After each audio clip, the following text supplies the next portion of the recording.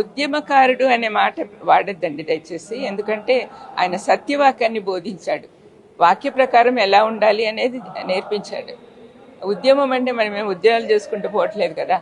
అందుకని అలాంటి ఆలోచనలు పెట్టుకోకుండా బైబిల్ ఉన్నది ఉన్నట్టు బోధించే వాళ్ళు తయారు కావాలని ప్రభు నామంన నేను అందరినీ కోరుతున్నాను. ఫైనల్లీ కుటుంబ సభ్యులకు కావచ్చు, లేకపోతే యావత్ క్రైస్తవ సోదరులందరికీ కూడా ఏం చెప్తారు మేము, ఎలా భరోసా కలుగుతుంది?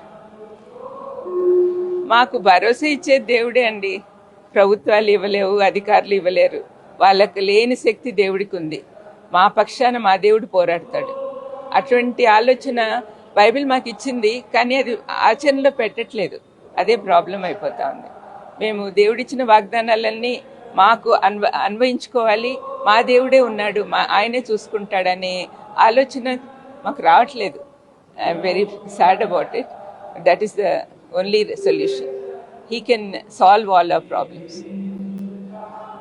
చూస్తున్నాము మాజీ ముఖ్యమంత్రి వైఎస్ రాజశేఖర్ రెడ్డి సోదరి విమలారెడ్డి ఇక్కడికి వచ్చి దేవుడు మాకు న్యాయం చేస్తాడు, మాకు నమ్మకం ఉంది దేవుడి పట్ల, కానీ ఏం జరిగింది అన్న విషయాలన్నీ కూడా ప్రభుత్వం అధికారులు ఇన్వెస్టిగేషన్ చేయాలి, ఖచ్చితంగా ఈ విషయంలో మాకు న్యాయం చేయాలి అని చెప్పేసి వాళ్ళు కోరుకుంటున్నారు.